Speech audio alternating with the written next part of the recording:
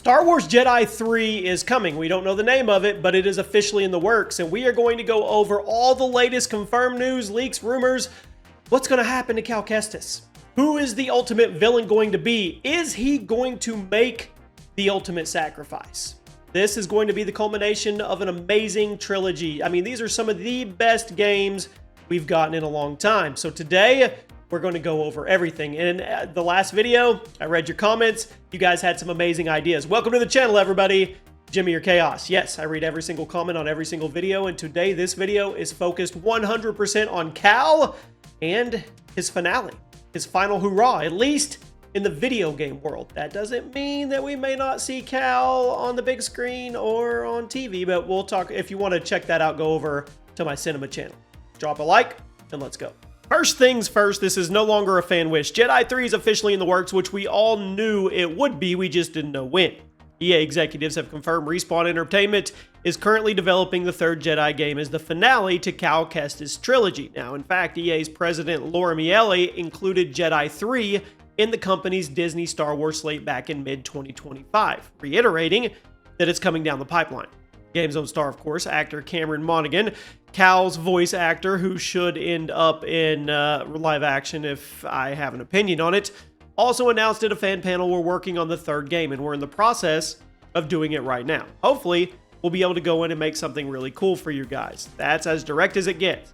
Respawn is in full steam ahead on this game. Now, they've had some internal shakeups. The studio had layoffs and 2 projects canceled in early 2025, but Jedi 3 was spared.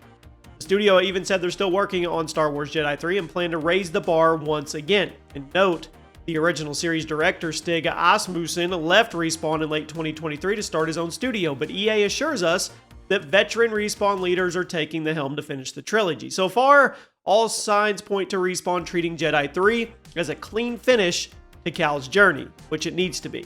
Now, one major technical thing here is job listings suggest Jedi 3 is moving to the Unreal Engine 5.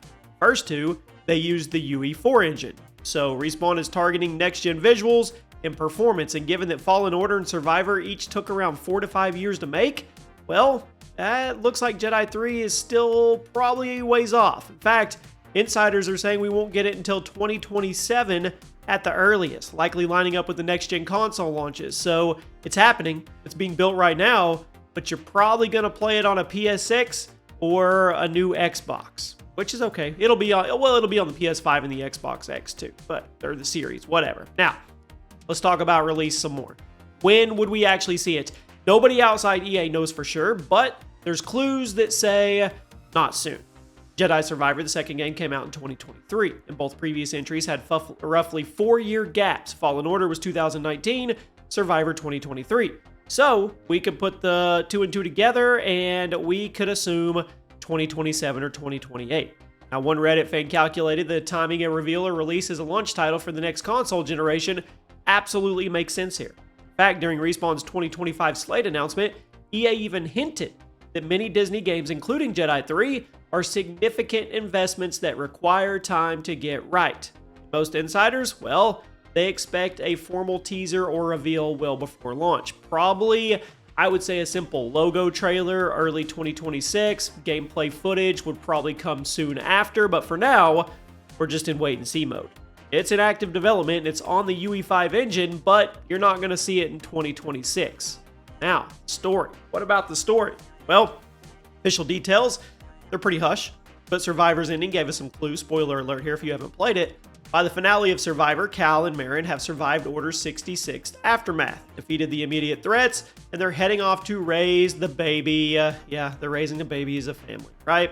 Jedi 3 is widely believed to pick up soon after that. Maybe a little flash forward, and logically, we'd see Cal, Merrin, Ko, now a child, trying to carve out a new life, and perhaps even maybe they'll found a new Jedi enclave.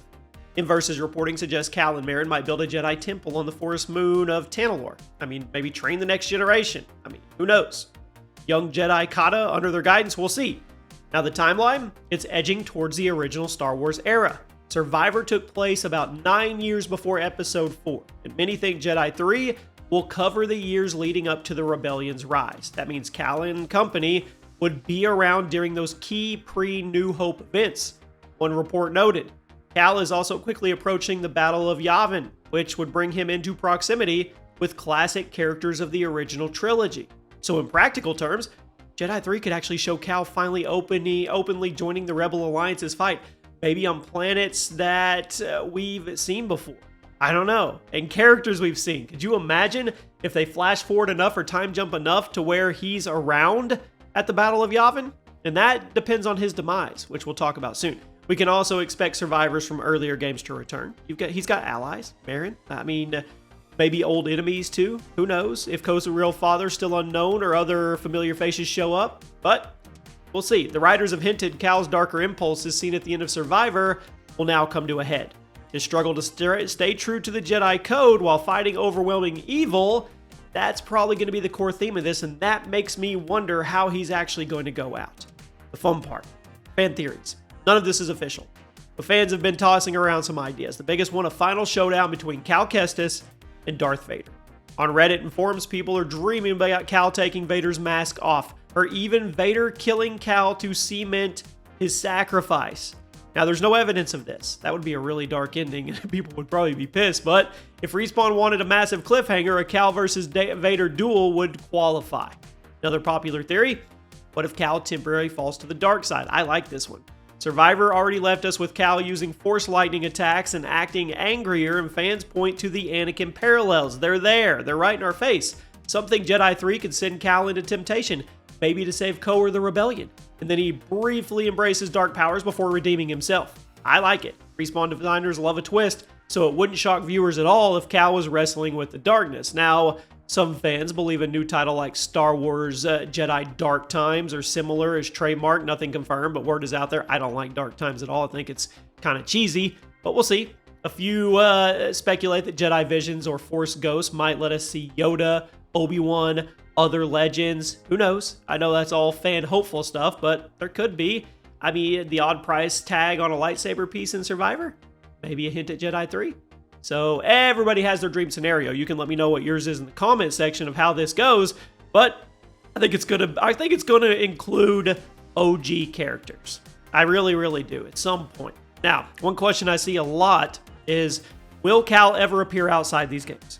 Fans want Cameron on screen, live action. Me personally too. You have to. Some even wish Cal would pop up into a show like The Mandalorian or Ahsoka or the rumored Obi-Wan Kenobi Season 2. Obi-Wan Kenobi Season 2 would be the perfect place. I know his timeline's tricky, so if Survivor leaves him as an adult Jedi approaching the Rebellion, then by the time of Mandalorian set 9 years after the Return of Jedi, he'd be really old. But there's ways to include it. Flashbacks, Force visions, it doesn't matter, it's Star Wars, you can do it. Basically and realistically, any live-action Cal would have to fit into the timeline. I really think a Kenobi series cameo would be really cool. I do. I mean, you could do Force guidance. You could do something like that. You could do actually, you don't need Force guidance. What am I talking about? This is 9 years before. Yeah, you would. Yeah, he would be old. I don't know. Whatever. Animated appearance in the Visions, who knows? Just somewhere, get him on the big screen. He really deserves it. He is the perfect character, and you can't, if you do bring him on the big screen, you better not bring somebody else, because Cameron is Cal. Cal is Cameron. Hands down, no doubt.